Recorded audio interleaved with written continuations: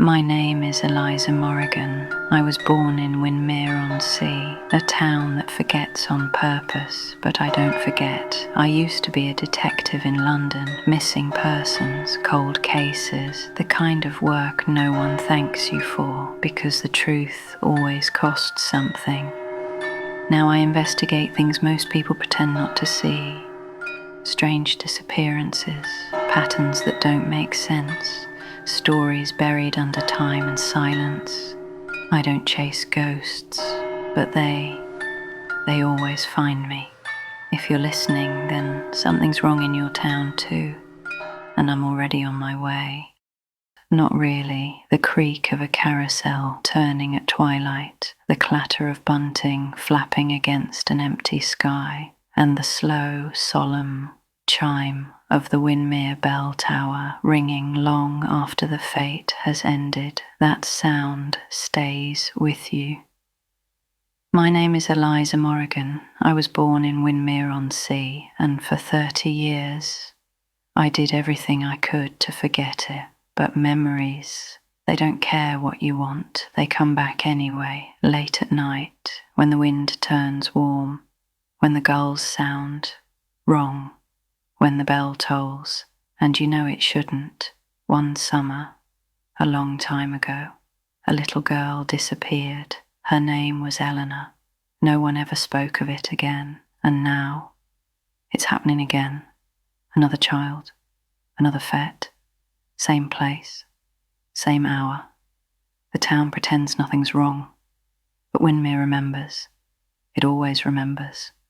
So I've come back, not to revisit the past, but to finish what it started, because the bell never stopped ringing. The fate that never ended. Chapter 1. The road to Windmere. The road to Windmere is exactly how I left it. Too narrow, too quiet, too full of the past. Dust gathers in the hedgerows like fog that never settled. Crows dart across the sky, black flashes against heavy clouds, the kind of sky that promises heat and delivers nothing but unease. I slow the car as I pass the old railway bridge. It hasn't been used in decades, but the gate still swings open and closed, like someone's expecting a train that never comes. My phone has no signal. Of course it doesn't. Windmere-on-Sea exists in the kind of pocket where time gets folded. And here I am again, pressed between the layers. The village sign is still carved in oak. Windmere-on-Sea, established. 1739. Someone's painted it recently. The lettering is too crisp, too clean, but the ivy still crawls up from beneath, and the paint is already peeling. As I cross into the town, the air thickens, not with heat, but memory. The rose and anvil still leans slightly to the left. The same crooked pub sign swings overhead. Same smell of stale hops and sea salt. Same faces too, older now, but they look at me like they never stopped watching. I park outside the constable's office. It's barely a building, more a converted stable than a station. Inside, the wallpaper curls at the edges, and the same rotary fan hums from the corner, moving more dust than air. Constable Renly stands when he sees me. He's older than I remembered, but then again, so am I. Eliza Morrigan, he says. I wasn't sure you'd come. I wasn't sure either. He gestures toward a low table. A file sits there. Thin. Too thin. Renly doesn't sit. Lily Marsh, 11 years old, disappeared during Fête setup last Friday. Bicycle found by the bandstand. No witnesses, no prints, nothing in the water or the woods. Family says she mentioned someone called the lady in the clock tower. I nod. The name hits something old, something buried. Anything else? Renly hesitates. She said the fete was going to start early this year, even though it's not scheduled until the weekend.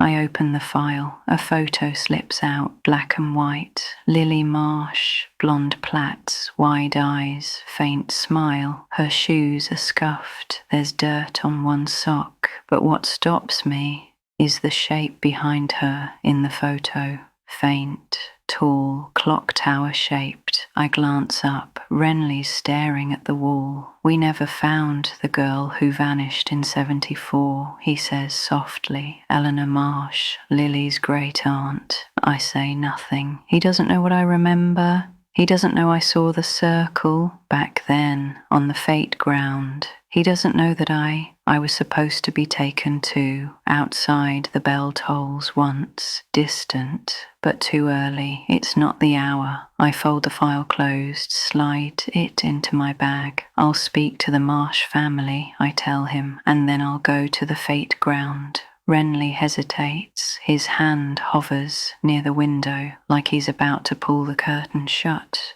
Be careful, Morrigan, he says. It's not just the girl that's missing. Something's come loose. Chapter 2. The Girl and the Orchard. The Marsh house is set back from the road, half hidden behind a thicket of apple trees. The trees are too tall, too old for their roots. They lean toward the house like they're listening. The front gate groans when I push it open. Even that sound feels familiar. The house smells of lavender and something burned, not fire, but scorched sugar. Like jam boiled too long. Inside, everything is carefully arranged, too carefully, like it's all been reset, not lived in. A woman appears in the doorway, wiry, tense. Cecily Marsh, Lily's mother. Her hands are still dusted with flour. You're the one from London. Her voice is sharp, controlled. I'm a private investigator, I say. I used to live here. She stares for a beat, then opens the sitting room door. The police said it's nothing. Said she probably ran off, a falling out, a tantrum. Lily never ran. The room is warm, too warm.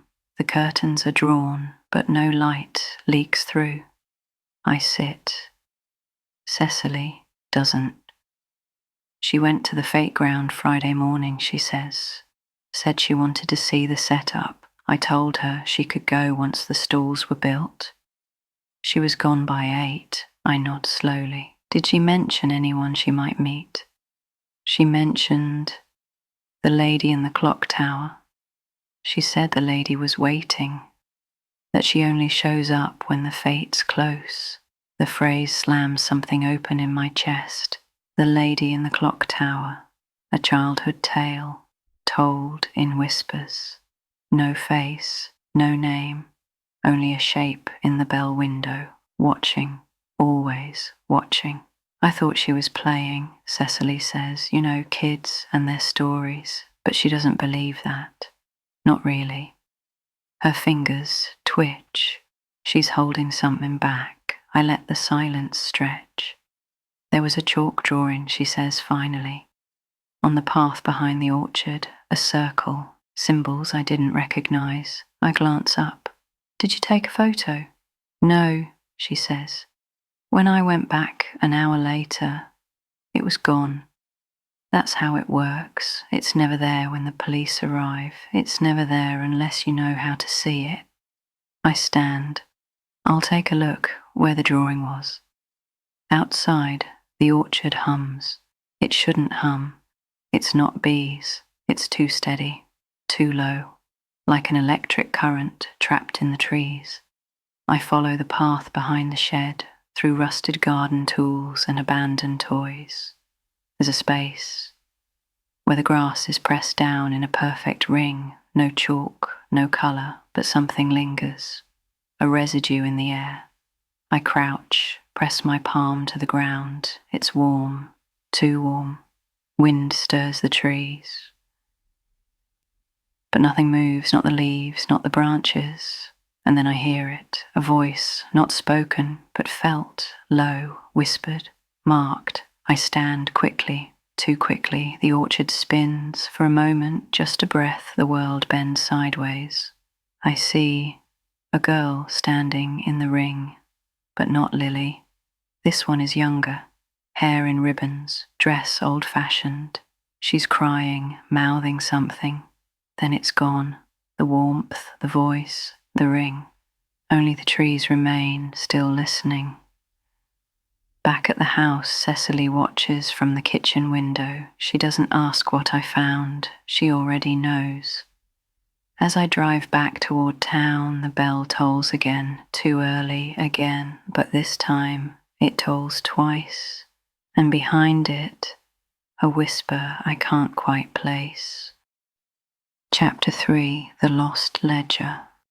The Windmere Historical Archive is housed in the old vestry building. Stone walls, no signage, just a heavy brass door knocker in the shape of a lion's head. I knock once. It echoes like a confession. Inside it smells of mildew and lemon polish. Dust glows in the light like 1,000 tiny ghosts.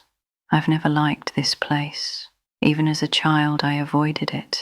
Too many things here, remember. An elderly man appears from the back. Can I help you? His accent is Windmere, thick and soft, like fog on cloth. I need fate records, I say, attendance lists, incident logs, local paper clippings, anything around 1974. He doesn't ask why, he just nods, like he's been waiting. The reading room is quiet, the kind of quiet that hurts.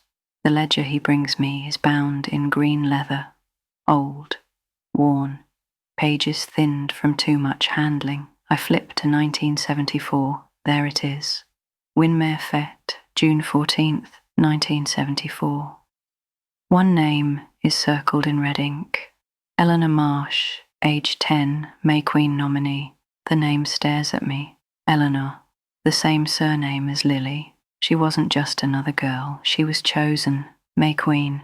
I scan the rest of the page. There's no follow-up, no mention of her disappearance. Just a smudge. As if someone tried to wipe her away. But there's something odd on the opposite page. A folded scrap pressed flat in the binding. I lift it carefully. It's torn from a journal. Handwritten in slanted ink. No heading. No date. Just this. The bell is the key. When it rings out of time, one must be given. They don't take the unwilling. They take the marked. The ones chosen beneath a red moon. Windmere survives by forgetting. My hands are shaking. I read it again and again. The man at the desk hasn't moved. He's watching me now. You won't find that page in the council archive, he says. We don't keep it in the official copy. Who wrote this? I ask. That page, a woman named Willa Harrow. Used to be schoolmistress here. Disappeared in 1989. Another disappearance. Another woman. Another page torn out of time.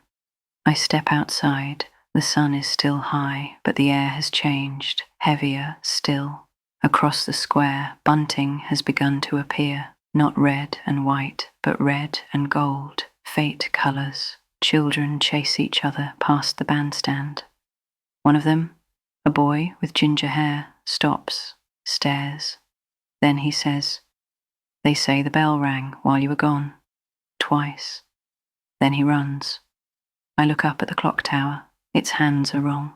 4 minutes past 3. But I know it's not 4 past 3. Because my watch says 2:57. Because the sun says early afternoon. Because the air says something else. The clock tower is keeping its own time now, and it's ahead of us.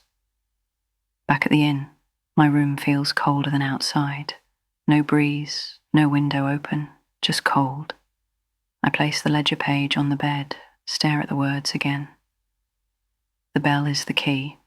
I don't hear the bell now, but I feel it, vibrating just beneath the skin. like something waiting to sound. That night, I dream of the orchard, but it's not Lily standing in the circle. It's me. Chapter 4, the third toll. It starts with a letter, no name, no return address, just a pale brown envelope slipped under my door in the early hours. Inside, a photograph, old, faded. I'm in it, 7 years old, standing in the orchard, inside a chalk circle. My hands are raised, palms open, my face is turned toward the clock tower, and beside me, a figure, tall, unclear, wearing a crown of branches. I don't remember this photo being taken. I don't remember being there at all, but it's me, and that thing beside me, I call Renly. He doesn't answer. The pub is closed, shutters drawn, the streets are quiet, too quiet. I walk through town. Every step sounds louder than it should. Boot against stone, stone against silence. I pass the old bakery. Its windows are dark. Inside, trays of bread sit untouched. The sign on the door reads, "Closed for Fête preparations." But the fete is still 2 days away, isn't it? The bell hasn't rung all morning. And that, somehow, is worse than when it tolls out of time. I reach the garden gate of Agnes Varro. She was the village midwife once, and my neighbour. She knew everyone, everything. They say she's senile now. They're wrong.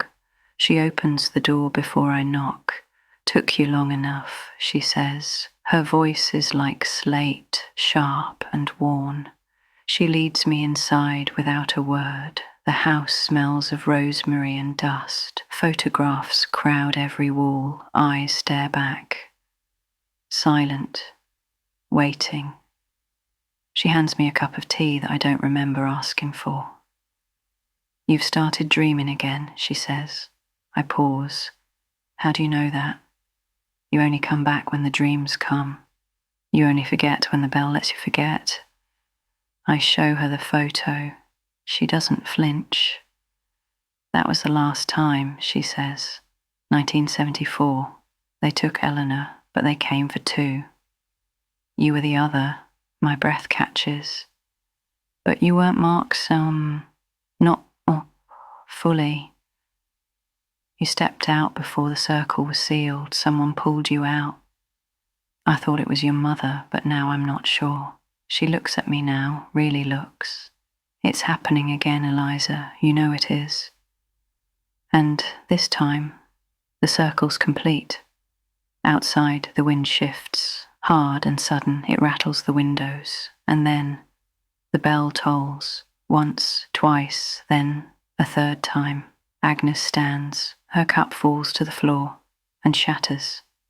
She doesn't react. 3 tolls, she says. They never ring 3. I already know. What does it mean? She turns to me, eyes sharp, unblinking. It means this time, they're not just taking one. I leave the house. The streets are no longer empty. People have emerged, but they're not moving, just standing, watching, like mannequins left out in the sun. I walk past them. They say nothing. Their eyes follow. At the clock tower, the door is open. It's never open. Inside, the air is colder than outside, thicker, old. I climb the steps. Each one creaks, not with weight, but memory. At the top, I find something waiting, a second photo, pinned to the bell. It's Lily. Same pose, same circle, same crown behind her. The wind rises, the bell sways, and I hear it. A second voice, not mine, not Lily's, a man's voice, deep, calm, whispered in the wind. 2 must stand and 1 must stay. I don't understand it, but I will. I have to. Because whatever's coming, it's already started. Chapter 5, Below the Bell. The fete begins a day early. No announcement, no warning. The stalls appear overnight. Painted signs, fresh canvas, strings of gold and red bunting swaying like breath. Children chase each other across the green, but none of them are laughing. The townspeople smile, but their eyes say something else. They move like dancers, choreographed, like they've done this before, like they never stopped. I walk among them. No one speaks. No one stops me.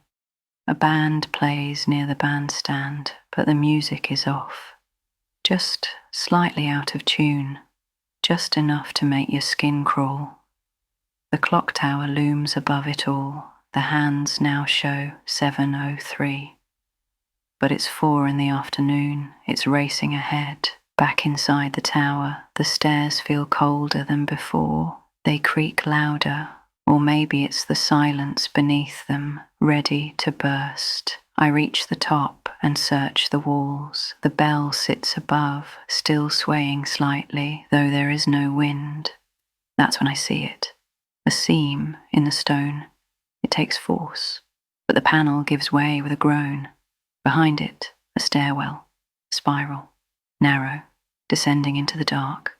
No light, no sound, only dust and something older. I descend slowly. Each step feels colder than the last. The stone walls weep with condensation, or something worse. I reach the bottom, a chamber, circular, carved with symbols. 7 of them, the same sigils I saw in the orchard.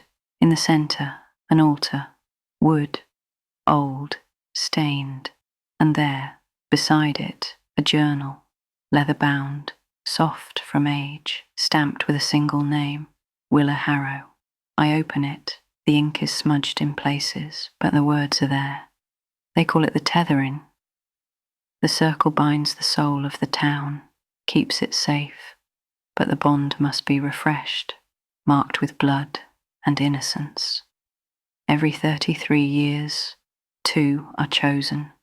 One must cross, the other must anchor.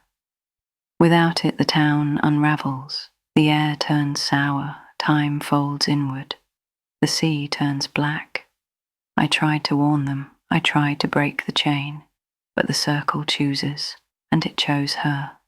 The last entry is dated June 13th, 1989, the day Willa disappeared. I stand in the middle of the chamber. Suddenly, I remember. Not a memory, a sensation. Heat, chalk dust, a hand gripping mine, a voice whispering, "Step out, Eliza." Now before the mark seals, I was pulled from the circle. Someone broke the bond, and now it's open again.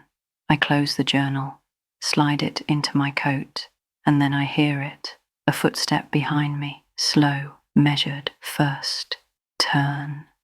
There's no one there, but I feel it, the same presence from the photograph, the crown of branches, the figure at the edge of the circle, waiting. I climb back into the light, dizzy, breath short. Outside, the fete is in full swing. Music, games, stalls, sugar, laughter, but none of it is real. The smiles are hollow, the joy is forced, and above it all, the clock tower tolls. Not once, not twice, 4 times. Each ring deeper than the last, each one echoing like a wound. I walk toward the bandstand. Renly is there now, his face pale, eyes wild. "You found it," he says. I nod. "So did you." He doesn't deny it. "They won't let it break," he says. "They'd rather give 2 than lose Windmere. They think if you step in willingly, it will balance." I look around. The crowd has gathered. The music has stopped. They're waiting. And in the distance, near the orchard path, a girl, Lily Marsh, standing in the chalk ring, just like I did. I start walking. The bell tolls a 5th time. Chapter 6, the 6th toll. The orchard looks different now. not overgrown but awake. The trees don't sway, they lean toward her. Lily stands in the chalk ring, perfectly still, hair braided down her back, eyes fixed on the tower. She doesn't look afraid. That's what scares me most. I step into the clearing. The crowd doesn't follow. They're not meant to. The fete is background now, a stage. The real event is here, has always been here. She turns when I reach her, smiles faintly. I knew you'd come. Her voice is calm, too calm. Who brought you here, Lily? No one brought me. The lady showed me. She said you'd remember. There it is again. The lady in the clock tower. Not a ghost, not a story, a guide, a keeper of the circle. Lily steps back into the center of the chalk ring. The symbols begin to glow, faint like embers in ash. I try to step forward, but my foot stops just outside the boundary. It's like hitting glass. The bell tolls once, twice, 3 times. Each strike deeper. The light shifts. The orchard begins to stutter. Trees move, then freeze. The sky dims in pulses. The air smells of iron. Time is cracking. Another toll. 4. I try again. Push against the invisible barrier. Nothing gives. 5. Lily's hair lifts as if caught in a wind I can't feel. She closes her eyes. 6. The ground shudders. The chalk ring hums. The symbols begin to burn. Not fire, memory. They burn with what was taken. Suddenly I see it. Everything. The truth. The ritual was never about the child. Not this time. Not even last time. It's always been about the one who remembers. The one who saw. The one who broke the circle. And lived. It's not Lily who's marked. It's me. Because I was chosen. And I stepped out. I left it open. And Windmere has been waiting. The 7th toll doesn't come. Not yet. The circle is waiting for balance. I drop to my knees, place my hand just outside the chalk line. Lily, listen to me. You're not meant to be here. I am. But I ran, and it broke everything. She opens her eyes. Tears well, but do not fall. I dreamed of you, she whispers. Every night, you kept walking away. I step forward, and this time, the glass breaks. I enter the circle, and the hum stops. The world stills. No birds, no wind, no time, just silence. And then, a voice. Not Lily's, not mine. 2 must stand, and 1 must stay. Lily moves toward me. Her hand touches mine, warm, small, real. I pull her close and push her back, out of the circle. The line seals behind her.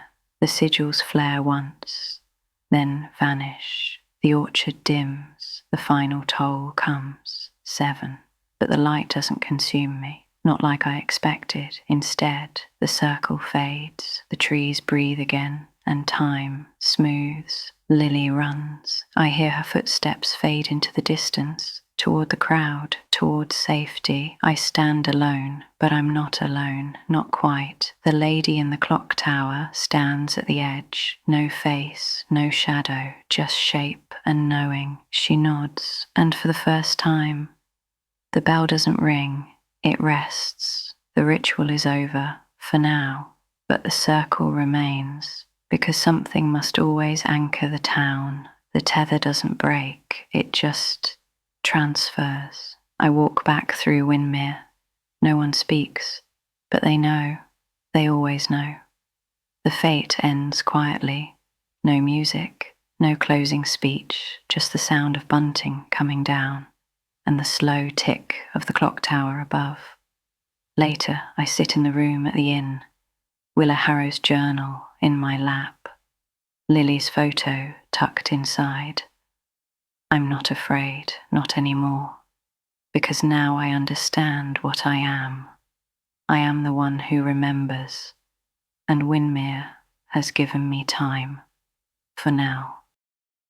Epilogue, the Watcher of Windmere. A week has passed. The fete is over. The bunting is gone, the stalls dismantled, the sugar dust blown from the green. Windmere looks normal, but it isn't. It never was. Lily Marsh is home. She doesn't remember the circle. Not clearly, not fully. Fragments, maybe, dreams. But not the voice, not the light, not the choice. And that's good. She's allowed to forget. The townspeople go on as if nothing happened. They nod, smile, sell bread, sweep steps. But there's a different weight to their silence now. A different rhythm to their denial. Renly has resigned, no reason given. He left a package for me at the inn. Inside, a brass key and a note. For the room below the bell, you'll know when it's needed. I walk to the clock tower most mornings, not because I'm called, not yet, but because it watches, and I've learned to watch back. Sometimes I see Agnes Varro in her garden. She never waves, but I feel the nod behind the curtain. We're not friends, we are survivors. The bell hasn't rung since that day, but I can still hear it. Software under the skin, a reminder. Windmere gave me back something I didn't want, the truth, the weight of knowing, and now it's mine to hold. I'm not leaving, because someone must stay, someone must watch, and Windmere remembers the ones who forget. If you've made it this far, then you've already heard what most refuse to believe. But Windmere isn't the only place with secrets. There's another case, one I've kept buried until now. Click below to see what the bell woke next, and if you want to know the truth before it disappears, subscribe. I'll be watching.